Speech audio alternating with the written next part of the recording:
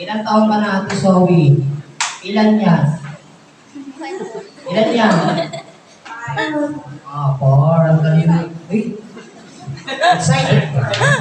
Ano muna pangarap mo paglaki? Maging isang? Wow, ang ganda ng pangarap. Pangarap niya maging nanay. Para sa'yo po. Maya ka na ba? Sit down tayo muna Ano ba tayo. ginagawa ng isang nanay? Tsaka, atong nagtutongit. Bukod sa nagtutongit, ano ba ginagawa ng isang nanay? Alam mo na ba gagawin mo? Ganito lang gagawin mo, ate, ha? Tatalong ka lang dyan, unang ulo, hanggang 3 ngipin. Kapag dalawa lang, talo ka, okay na ba?